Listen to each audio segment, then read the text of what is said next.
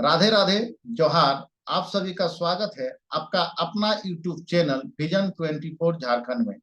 आज चर्चा करेंगे झारखंड शैक्षिक अनुसंधान एवं प्रशिक्षण परिषद रांची झारखंड के द्वारा कक्षा 8 के लिए विषय गणित के लिए वार्षिक परीक्षा 2022-23 के लिए मॉडल प्रश्न पत्र जारी किया गया है। उसी के सॉल्यूशन को हम लोग देखेंगे, उसी पर हम लोग चर्चा करेंगे किस प्रकार प्रश्न सेट किया जाएगा वार्षिक परीक्षा 2022-23 के लिए। उसी पे हम लोग आज चर्चा करेंगे और कोशिश करेंगे सभी प्रश्नों का हल करने का सही ढंग से। पहला सवाल है कि सबसे छोटी पूर्ण संख्या कौन है। सबसे छोटी पूर्ण संख्या कौन है? तो आपका सही आंसर है सबसे छोटी पूर्ण संख्या आपका 0 है। सबसे छोटी पूर्ण संख्या कौन है? 0 है। अब अगला सवाल है 5 का व्युत्क्रम क्या होगा। 5 का व्युत्क्रम क्या होगा? जैसे ही व्युत्क्रम पूछता है तो हम लोग क्या करते हैं, अंश को चेंज कर देते हैं हर में। अंश को चेंज कर देते हैं किसमें? हर में। और हर को चेंज कर देते हैं अंश में। हर को चेंज कर देते हैं किसमें? चेंज कर देते हैं अंश में। अब देखिए यहाँ पे 5 है। सवाल किसका पूछ निकालने बोल रहा है? 5 का व्युत्क्रम निकालने बोल रहा है। तो 5 आपका अंश हो गया, 1 आपका हर हो गया। 5 को लिख सकते हैं 5/1। तो 5 आपका अंश हो गया, 1 आपका हर हो गया। तो चेंज करना है, व्युत्क्रम पूछ रहा है, तो आपका क्या हो जाएगा? 1 ऊपर चला जाएगा और 5 कहाँ जाएगा? यहाँ आ जाएगा। क्योंकि क्या है, अंश हर में चेंज होता है और हर अंश में। तो 1/5 किसमें आपका? ये है। तो सही आंसर आपका 4 नंबर 1/5। अगला सवाल है 19 का वर्ग क्या होगा। 19 का वर्ग क्या होगा? जैसे ही आपका वर्ग बोलता है तो जो संख्या दिया रहेगा उसका घात हम लोग, उसके घात पे क्या कर देंगे हम लोग? 2 लिख देंगे। उसका पावर कितना कर देंगे? 2 कर देंगे। 19 का घात 2 हो जाएगा। अब जैसे 19 का घात 2 हुआ वर्ग, तो अपनी संख्या से 2 बार गुना होता है। कोई भी वर्ग निकालने बोलता है तो अपनी संख्या से 2 बार गुना करना है। तो 19 गुना 19, 19 गुना 19, 19 गुना 19 गुना करेंगे कितना आएगा? 361 आएगा। गुना करने पर कितना आएगा? 361। जो आपका सही आंसर किसमें है? 2 नंबर में है सही आंसर। अब अगला सवाल है कि 900 का वर्गमूल ज्ञात कीजिए। 900 का वर्गमूल ज्ञात कीजिए। तो आपका सही आंसर क्या होगा? चलिए, जैसे वर्गमूल मिलता है तो ये वर्गमूल का चिन्ह लिखते हैं और संख्या को लिखते हैं। संख्या को जो निकालना है जिसका वर्गमूल उसको लिखते हैं। अब देखिए यहाँ पे इसको हम लोग तोड़ सकते हैं। 9 गुना 100 में, 9 गुना 100 में लिख सकते हैं कि नहीं? और हम लोग जानते हैं कि 9 का वर्गमूल कितना होता है? 3। 9 का वर्गमूल 3 और 100 का वर्गमूल कितना होता है? 10। तो 3 गुना 10 कितना हो जाएगा? 30। कितना हो जाएगा? 30। 30 किस में है? 1 नंबर में। सही आंसर क्या हो गया आपका?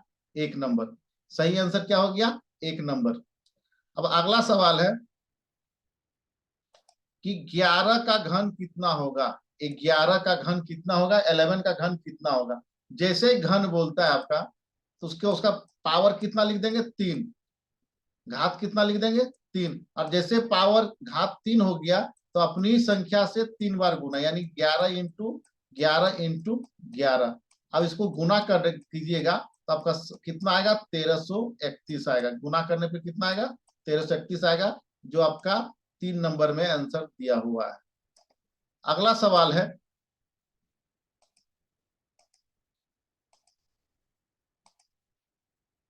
8/27 का घनमूल होगा। 8/27 का घनमूल होगा। चलिए देखते हैं। जैसे घनमूल बोलता है तो ये चिन्ह देते हैं हम लोग। यहाँ पे कितना लिखते हैं? 3। 8/27। और हम लोग जानते हैं कि 8 का घनमूल 2 होता है। 8 का घनमूल कितना होता है? 2। और 27 का घनमूल कितना होता है? 3। तो ये आपका सही आंसर कहाँ पे है? 1 नंबर में है। सही आंसर कहाँ है आपका? 1 नंबर में, 2/3। सही आंसर कितना हो जाएगा आपका? 2/3। आपका सही आंसर क्या हो गया? 2/3। अब अगला सवाल है 5 का पावर 3 का सही मान है, 5 का क्यू का सही मान है, 5 का घात 3 का सही मान क्या है, चलिए उसको हम लोग देखते हैं। जैसे ही घात आपका बोलता है 5 का घात 3 जैसे ही बोलता है, वैसे ही हम लोग क्या करेंगे, 5 को 3 बार गुना करेंगे। 5 का पावर क्यू बराबर 5 गुना 5 गुना 5, और गुना करेंगे तो कितना आ जाएगा, 25 25 25 125। आपका सही आंसर कहाँ पे है, 2 नंबर में। सही आंसर कहाँ है, 2 नंबर में। अब अगला सवाल है, अगला सवाल है कि x का पावर 0 का मान होगा, x का घात 0 का मान होगा, तो सही आंसर क्या आपका है, 1। सही आंसर क्या है आपका, 1। अगला सवाल है, एक संख्या AB का विस्तृत रूप है। एक संख्या दिया हुआ है AB, उसका विस्तृत रूप क्या होगा, उसका विस्तृत रूप होगा ये 2 number 10A plus B, 10A plus B आपका सही आंसर होगा, संख्या बोल रहा है तो। अब अगला सवाल है, कौन संख्या 3 से विभाज्य है। जो 4 ऑप्शन दिया है वह उसमें से कौन सी संख्या 3 से भाग जाएगा, तो आपका भाग जाएगा 120। भाग कौन जाएगा, सिर्फ 120 जाएगा। अगला सवाल है कि निम्न में एक पदी व्यंजक है। अब इसमें कौन सा व्यंजक, 4 ऑप्शन दिया हुआ है, उसमें से कौन सा ऑप्शन आपका एक पदीय व्यंजक है। ऑप्शन नंबर 1 में आपका 2 व्यंजक है, सॉरी 2 पद है, 3 में भी 2 पद है और 4 में भी 2 पद है, तो सिर्फ आपका 2 नंबर ऑप्शन में एक पद है 2xy, तो ये आपका सही आंसर है। निम्न में एक पदीय व्यंजक है 2xy। अगला सवाल है, -2xy का संख्यात्मक गुणांक क्या है। संख्यात्मक गुणांक क्या है, तो यहां देखिए, जैसे ही आपका संख्यात्मक गुणांक निकालने बोलता है, तो जो चर के साथ अचर संख्या रहती है वही आपका संख्यात्मक गुणांक होता है। यहाँ चर कौन है, एक्स वाई, और अचर कौन है, -2। अचर कौन है, -2, तो यही आपका सही आंसर होगा। ऑप्शन में देखिए इसका 2 नंबर में है। अगला सवाल है, a² - 2ab + b² का गुणनखंड होगा। ये फॉर्मूला है, किसका फॉर्मूला है, a-b का होल स्क्वायर का फॉर्मूला है। a-b का होल स्क्वायर का फॉर्मूला है, और ये a-b ब्रैकेट बंद a-b। आपका देखिए कौन सा ऑप्शन में है, आपका है 2 नंबर ऑप्शन में, ये सही आंसर है। a² - 2ab + b² गुणनखंड होगा 2 नंबर a-b ब्रैकेट बंद a-b ब्रैकेट बंद। अगला सवाल है, x² 9 का गुणनखंड होगा, x² 9 का गुणनखंड होगा। तो हम लोग जानते हैं कि a² - b² बराबर होता है a + b ब्रैकेट बंद a-b। ये फॉर्मूला होता है आपका सर्वसमीका 4 का, ये फॉर्मूला है। तो यहाँ पे x² 9 है, इसको हम लोग 9 को लिख सकते हैं, x² - 3² लिख सकते हैं कि नहीं, 3²। अब इस फॉर्मूला से तुलना कीजिए और उसको कीजिए, तो एक बार जोड़ेंगे x + 3 और x - 3, ये आपका सही आंसर है, गुणनखंड है। तो जो किसमें आपका है, 1 नंबर में है, किसमें है, 1 नंबर में। अगला सवाल है, 3x + 2 = 5 में x का मान क्या होगा। 3x + 2 = 5 में x का मान क्या होगा। चलिए सॉल्व करते हैं। 3x + 2 = 5, 3x + 2 = 5। और हम लोग जानते हैं कि कोई भी संख्या चर हो या अचर, LHS से RHS या RHS से LHS तरफ शिफ्ट होता है या साइड चेंज करता है, तो उसका साइन भी चेंज होता है, साइन चिन्ह भी चेंज होता है। तो यहाँ देखिए 3x लिखें, ये 5 है, +2 राइट साइड जाएगा क्या हो जाएगा, माइनस हो जाएगा, तो -2। अब इसको सॉल्व कीजिए, 3x = 5 - 2 यानी 3, 5 में 2 जाएगा तो कितना हो जाएगा, 3, और ये 3 और ये 3 एक का टेबल एक से कट जाएगा एक बार में, तो x बराबर कितना आ गया 1। x बराबर कितना आ गया 1। x बराबर कितना आया 1।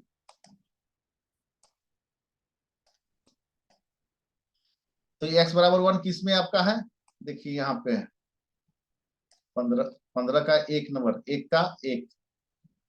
अब अगला सवाल है तीन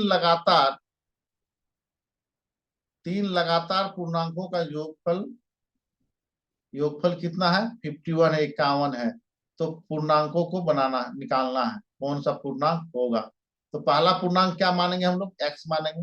पहला पूर्णांक क्या मानेंगे, x मानेंगे। तो दूसरा पूर्णांक क्या हो जाएगा x+1। दूसरा पूर्णांक क्या हो जाएगा x+1। और तीसरा पूर्णांक हो जाएगा x+2।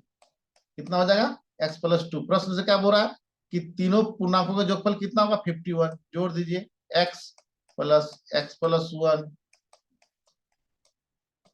Plus x+2 equal to कितना आ जाएगा 51। कितना आ जाएगा 51। अब इसको जोड़िए, ये 3x+3 इक्वल टू 51 51। अब ये 3x राइट साइड जाएगा +3, तो क्या हो जाएगा माइनस में हो जाएगा -3। 51 -3 कितना हो गया 48। इधर कितना है 3x। तीन तीन का 16 बार में 48 कट जाएगा, 16 3 48, तो x बराबर 16। x बराबर 16 हो गया, तो 16 x+1 16+1 17, 16 प्लस x+2 16+2 18। कौन सा ऑप्शन में है 16 17 18 आपका 2 नंबर में है। किसमें है 2 नंबर में। 40 का कितना प्रतिशत 16 होगा, 40 का कितना प्रतिशत 16 होगा। देखिए 40 का x प्रतिशत कितना को क्या मान लेंगे x मान लेंगे, x प्रतिशत बराबर 16 मान लिए। तो 40 का मतलब गुना x/100 बराबर 16।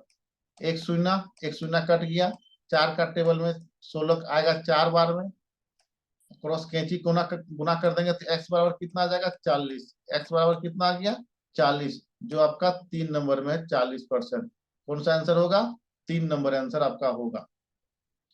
अगला सवाल है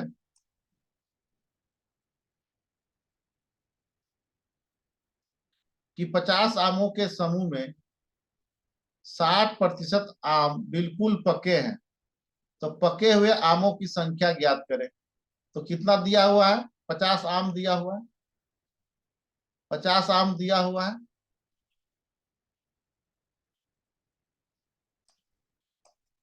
आम कितना दिया हुआ 50%, 60% बिल्कुल पके हुए। अब पके हुए आमों की संख्या ज्ञात करना है। तो 50 का 60% निकालिए, 50 का 60% यानी 50 गुना 60/100। 60% मतलब 60/100। एक शून्य एक शून्य एक शून्य एक शून्य, 5 छक 30, 5 छक 30।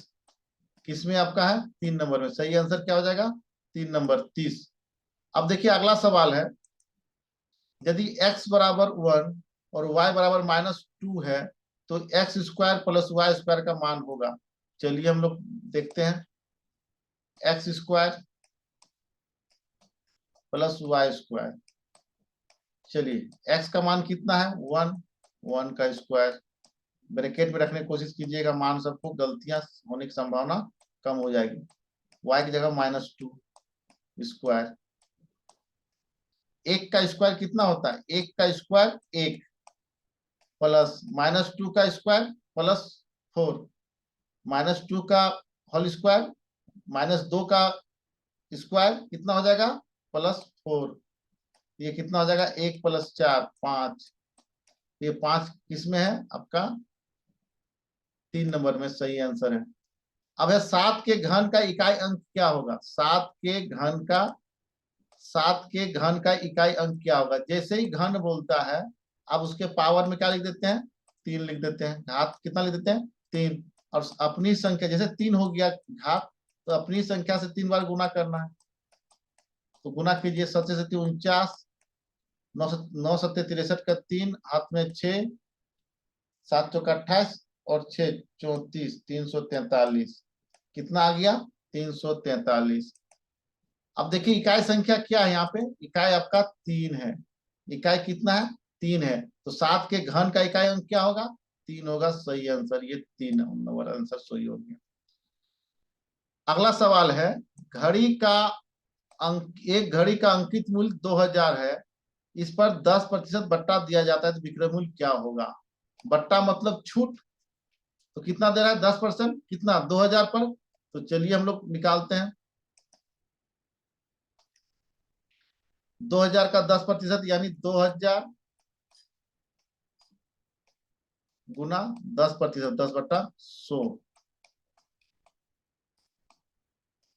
1 शून्य 1 शून्य 1 शून्य 1 शून्य, बचा कितना आपका? 200 रुपया। सॉल्व करके कितना आया? 200 रुपया।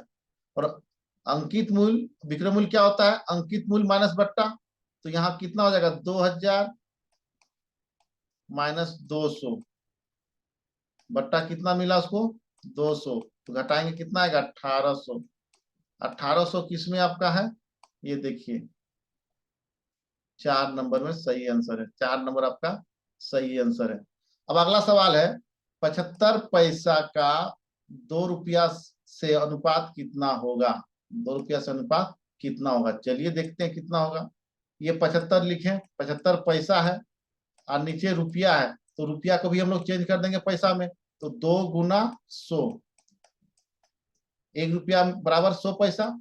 तो 25 तिया 75, 25 चौका 100, तो यहाँ कितना आ जाएगा? 3/8, यानी आंसर आ जाएगा 3:8 का। किसमें है? आपका 1 नंबर में है। ये देख लीजिए। अनुपात जब भी निकालना है तो ऊपर का भाग और नीचे का भाग सेम होना चाहिए। अगर सेम नहीं दिया है तो उसको सेम लाने के लिए किसी एक को चेंज करेंगे। तो यहाँ रुपया को हम लोग किसमें चेंज कर दिए? पैसा में। अगला सवाल है, दो परमेय संख्याओं के बीच कितनी परमेय संख्या होगी? दो परमेय संख्याओं के बीच कितनी परमेय संख्या होगी? अनंत होगी। कितनी होगी? अनंत, अनेक, अनंत अनेक।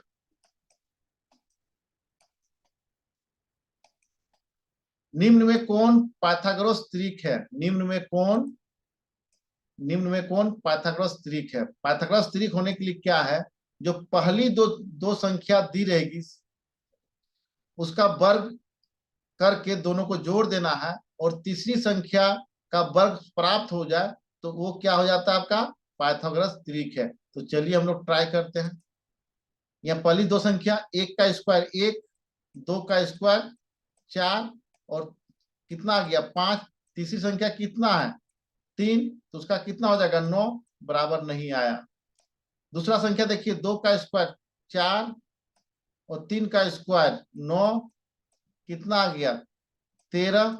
और तीसरी संख्या कौन है? 4, तो 4 का स्क्वायर 16, जो मैच नहीं कर रहा है, तो ये आंसर नहीं होगा। अगला देखते हैं, 6 का स्क्वायर 36 प्लस 8 का स्क्वायर 64, बराबर कितना हो गया? 100। अब देखिए तीसरी संख्या क्या है? 10, 10 का स्क्वायर 100, यानी कि यही पाइथागोरस त्रिक है। पाइथागोरस त्रिक में क्या चेक करना है? पहली दो संख्या या कोई भी दो संख्या, पहली हो या बाद का हो, कोई भी दो संख्या उस ग्रुप में तीसरी संख्या दिया हुआ है, तो पहली जो भी दो संख्या का वर्गों का योग तीसरी संख्या के वर्ग के बराबर हो जाए तो वो पाइथागोरस त्रिक होता है, जो 3 नंबर में दिया हुआ है। अब अगला सवाल है, एक प्रेशर कुकर का अंकित मूल्य 450 है और ये 360 में उपलब्ध है, तो बट्टे की राशि क्या होगी? तो विक्रय अंकित मूल्य में विक्रय मूल्य माइनस कर देंगे तो वो बट्टा आ जाएगा। तो आपका सही आंसर क्या हो जाएगा? 450 में 360 घटाएंगे तो कितना आएगा? 90, जो आपका 3 नंबर में दिया हुआ है। किसमें दिया हुआ है? 3 नंबर में। अब अगला सवाल देखते हैं। इसमें क्या करना है? बट्टे की राशि ज्ञात करने के लिए विक्रय मूल्य माइनस अंकित मूल्य। तो विक्रय मूल्य कितना दिया है? 360, और अंकित मूल्य कितना दिया है 450, तो माइनस कर दीजिए 450 को 360 में, तो 90 रुपया आ गया, बट्टे की राशि हो गया। यदि पेंसिल का 16 पेंसिल का मूल्य 64 रुपया है तो 144 रुपये में कितने पेंसिल खरीदे जाएंगे? तो चलिए देखते हैं। 16 पेंसिल का दाम कितना हो गया 64 रुपया, तो बताइए एक पेंसिल का दाम कितना होगा 64/16 हुआ कि नहीं? तो कितना आ गया एक पेंसिल का दाम 4 रुपया, 16 चौका 64। एक पेंसिल का दाम कितना हो गया 4 रुपया। अब 44 में कितने पेंसिल खरीदे जाएंगे? तो 144/4, एक पेंसिल का दाम 4 रुपया, 4 से भाग देंगे, 4 तिया 12, यहाँ 2 बच्चा और 4 24, 4 छक 24, तब का 36 पेंसिल मिलेगा 144 रुपया में, जो यहाँ पे दिया हुआ है। अगला सवाल है 45 व्यक्ति किसी काम को 13 दिन में करते हैं, तो उसी काम को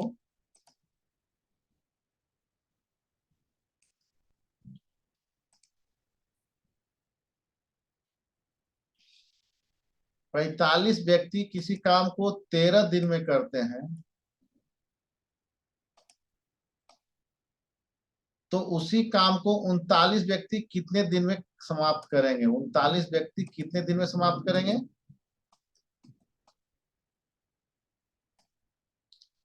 तो उसको देखना है। यहाँ पे कितना दिया हुआ है आपका 39 व्यक्ति, और इधर दिया है 45 व्यक्ति 13 दिन। चलिए ये क्या है, एक दूसरे का विपरीत काम कर रहा है, मतलब एक बढ़ रहा है, एक ये क्या है, एक बढ़ेगा तो दूसरा घटेगा, तो इसके लिए क्या होता है, ये दोनों गुना कीजिए, तो क्या हो जाएगा 45 गुना 13 बराबर कितना व्यक्ति काम कितना दिन लगेगा, उसको हम लोग क्या मान लेंगे x दिन लगेगा। तो इसमें क्या है कि एक एक बढ़ेगा तो दूसरा घटेगा, दूसरा बढ़ेगा तो पहला घटेगा, तो उसके हिसाब से ये फॉर्मूला लगता है x1 इंटू y1 बराबर x2 इंटू y2।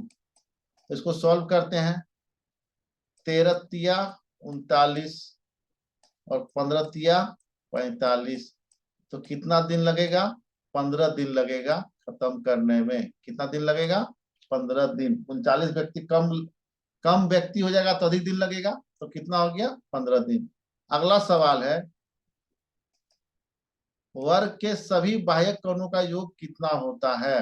वर्ग के सभी बाह्य कोणों का योग कितना होता है? तो 360 डिग्री होता है।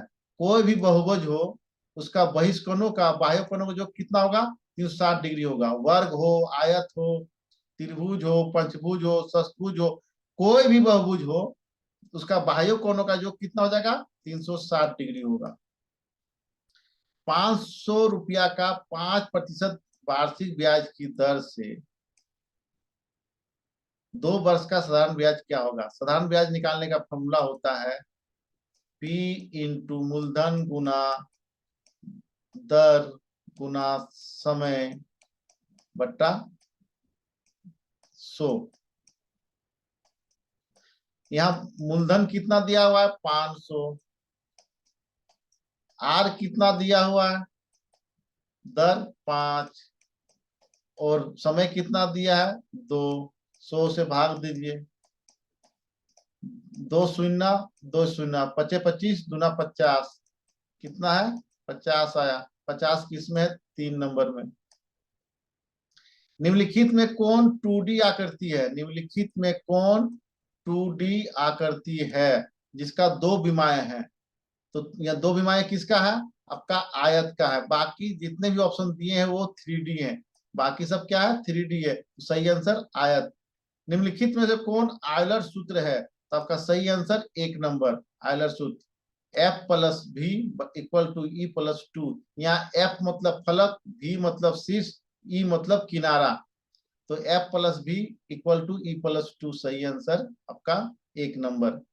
एक समचतुर्भुज का क्षेत्रफल ज्ञात कीजिए जिसके विकर्ण की लंबाई क्रमशः 24 सेंटीमीटर और 10 सेंटीमीटर दिया है। तो हम लोग जानते हैं जब विकर्ण दिया है तो समचतुर्भुज का क्षेत्रफल क्या होता है, 1/2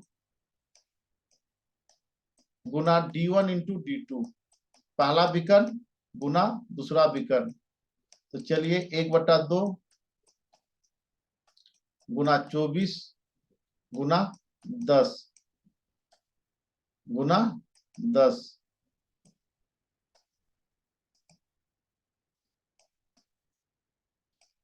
12 दूना 24, कट गया, गुना करके कितना आ गया 120, 120। तो सही आंसर क्या हो गया 120 सेंटीमीटर स्क्वायर, 120 सेंटीमीटर स्क्वायर। यदि किसी समलंब चतुर्भुज का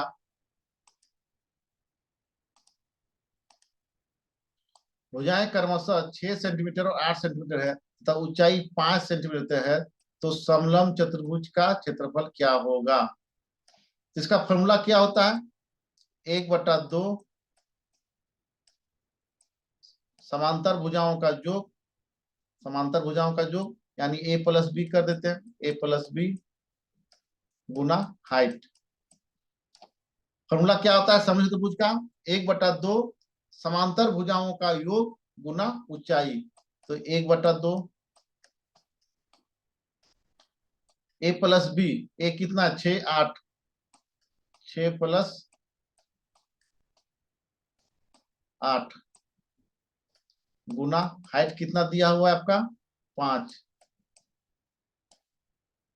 अब देखिए 1/2 6 प्लस 8 इक्वल टू 14, 14 लिखेंगे यहाँ और गुना 5।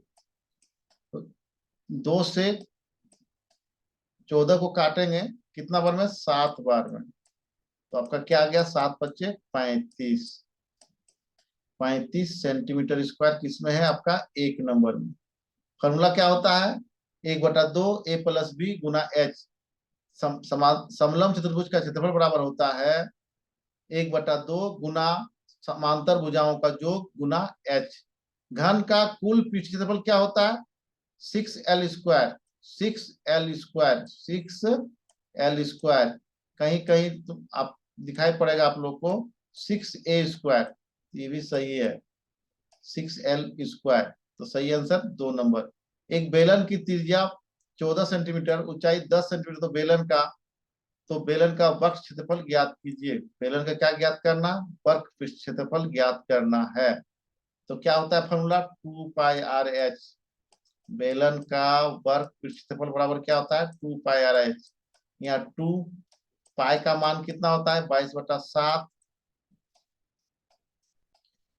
h कितना दिया हुआ है 14, हाइट कितना दिया हुआ है 10, 7 दूना 14, 2 बार में कट गया। तो 2 दूना 4, 4 दूना 8, 4 दूना 8, 880 सेंटीमीटर स्क्वायर। सही आंसर 3 नंबर। यदि घन की एक भुजा 8 सेंटीमीटर है तो घन का आयतन क्या होगा। घन का आयतन बराबर क्या होता है एल क्यू, ए क्यू या एल क्यू, भुजा क्यू। तो भुजा कितना दिया 8, तो 8 का क्यू। और जैसे ही 8 का क्यू होता है, 8 का घन होता है, तो अपनी संख्या से 3 बार गुना, गुना कीजिए 8 64 8 512। आपका सही आंसर 2 नंबर। यदि बेलन की त्रिज्या और ऊंचाई क्रमशः 7 सेंटीमीटर और 10 सेंटीमीटर तो बेलन का आयतन ज्ञात कीजिए। तो बेलन का आयतन बराबर क्या होता है πr²h। बेलन का आयतन बराबर πr²h। पाई का मान 22/7, आर स्क्वायर ये मतलब r इंटू आर। तो आर कितना दिया हुआ है 7 गुना 7,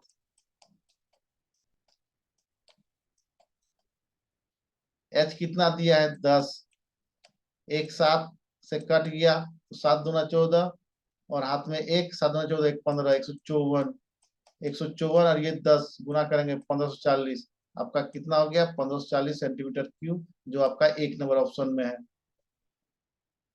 घनाभ का आयतन ज्ञात कीजिए।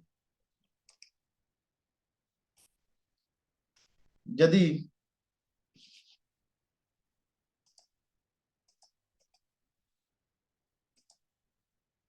घनाभ का आयतन ज्ञात कीजिए। यदि घनाभ की लंबाई, चौड़ाई और ऊंचाई क्रमशः 6 मीटर, 3 मीटर और 2 मीटर है, तो घनाभ का आयतन बराबर क्या होता है? L into B into H. L into B into H. तो L कितना दिया है? 6। बी कितना है? 3। एच कितना है? 2। 6 18 दूना 36।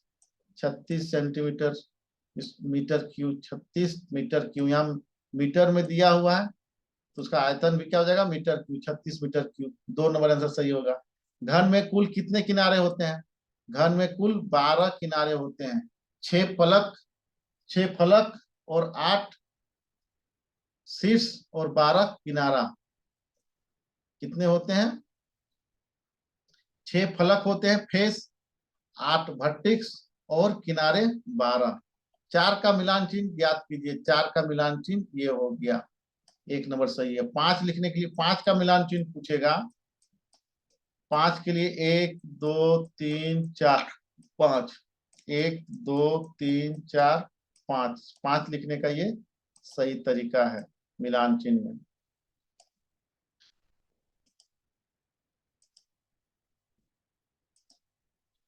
वर्ग वर्ग अंतराल 30 40 का वर्ग चिन्ह ज्ञात कीजिए। वर्ग चिन्ह में क्या होता है? ऊपरी सीमा प्लस वर्ग, निम्न सीमा को जोड़िए। तो ऊपरी सीमा 40, निम्न सीमा 30 और 2 से भाग दीजिए। फॉर्मूला क्या होता है वर्ग चिन्ह का? ऊपरी सीमा प्लस निम्न सीमा बटा 2। यहाँ ऊपरी सीमा 40 है, निम्न सीमा 30 है, दोनों को जोड़िए और 2 से भाग दीजिए। तो 70/2 सॉल्व कीजिए, 35 बार में कट जाएगा। तो आपका 35 सही आंसर है जो 4 नंबर में दिया हुआ है। वर्ग अंतराल 20 30 का माप क्या होगा?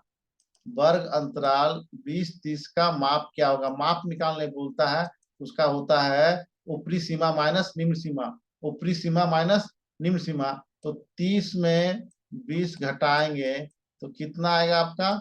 10। तो ये आपका सही आंसर हो गया 1 नंबर। ऊपरी सीमा माइनस निम्न सीमा वर्ग माप बराबर होता है। आंकड़ों के सबसे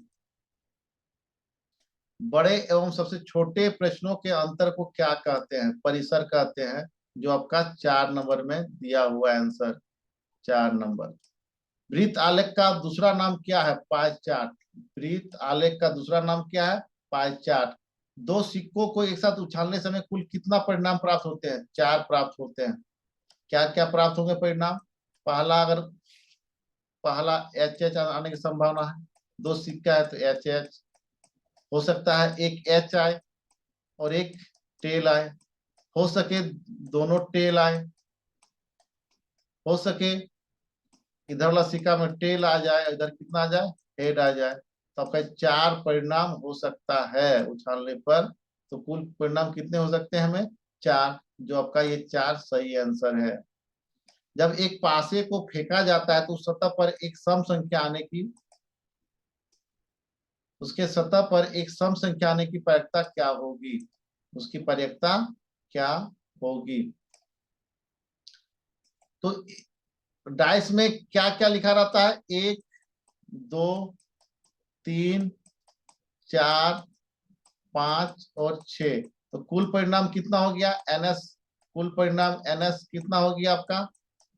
6 हो जाएगा। कितना हो गया? 6। अब निकालने बोल रहा है सम संख्या का। तो कौन कौन सम संख्या है? देखिए यहाँ 2 है, 4 है और 6। तो एनी बराबर कितना हो गया आपका? 3। सम संख्या कितनी है? 3। तब प्रायिकता बराबर क्या हो जाएगा? पीई बराबर एनी बटा एनएस। एनी बटा एनएस। एनी कितना है आपका? 3। एनएस कितना है? 6। तो 3 दूना 6 और यहाँ 1। तो 1/2। प्रायिकता कितना होगा? 1/2। जो 1/2। तो सही आंसर क्या होगा आपका? ये 3 नंबर। सही आंसर क्या होगा आपका? 3 नंबर। सही आंसर 1/2, 3 नंबर सही आंसर होगा आपका। जब एक पासे को फेंका जाता है तो उसे सतह पर एक संख्या आने की प्रायिकता क्या होगी? 1/2, क्योंकि सम संख्या 3 है और कुल परिणाम कितने होंगे? 6, यानी कि 3/6 सॉल्व करेंगे तो कितना आ गया? 1/2। एक थैले में एक थैले में 4 नीली, 2 हरी और 5 काली गेंदें हैं। तो थैले के अंदर बिना देखे एक गेंद निकाल लें।